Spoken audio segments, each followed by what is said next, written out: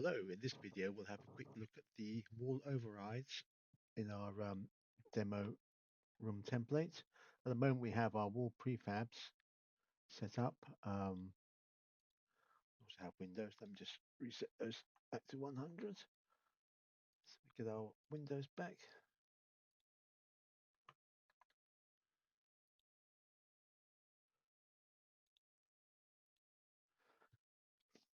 And we'll see that currently we have all four sides of the building or the room are the same because we only have one set of wall prefabs. These ones here, but we can actually add wall overrides. So if we want to have something different, for example, on the back, let's just quickly start by copying our element 0. Or let's copy them all. Let's copy all the wall prefabs, and we'll paste them onto the to the back. Let's just make sure they're yes, there we are. So if we build now, it'll be exactly the same because there's no difference um, between the front and the back. If we wanted to have a different configuration for the windows, for example, if we didn't want any windows at all at the back, we could simply, on our back wall prefabs, we could just not have any walls, any windows tiles. Let's set that to 0 to simulate that. And if we rebuild now and look at the back wall, we should see there are no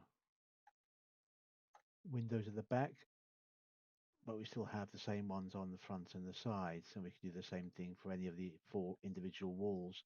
So that'd be one way of overriding the walls, just to change the windows configuration. We could also, for example, if we only wanted to have them on the first floor, on the back wall, we could just simply reset that, and then we'd only have the first floor windows and not the second floor, for example. So one way would just be changing the actual configuration of the tile sets. We could also have completely different tiles. For example, if we look at the left wall, for example, it will go front, back, left, and right. So left wall will be this wall here, and any walls facing that direction, even if it's not a square. Left will be any wall that's facing that left direction, and right wall will be any wall that's facing in the right direction, or inverted really, because it faces inwards. So if we look at the left wall, let's add one in there. And let's say we wanted a completely different, let's choose Castle Wall 2, for example. Um, so we're actually putting a different wall tile in there. As always, we make sure the probability is 100, the scale is 1 by 1. We'll leave it at 0, 0. So that will be all of the, and now if we go build, we should see that our left wall is now using a different tile set. It's still using the default column, but we can set a default column as well on here. So we left wall prefabs on the Overides. We also have left wall divider prefabs. So on here we could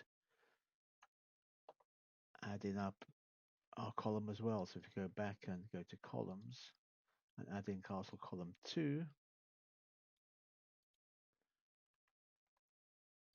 set the probability and scale, and build room. It's now using its own columns there. In this case, the square columns. We could change those to the round columns. And we probably in this scenario want to change the extensions as well. So we can change the top extension to match the wall.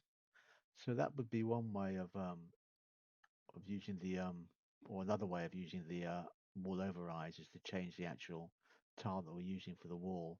I say we can set this for each of the 4 facing walls, front, back, left, or right.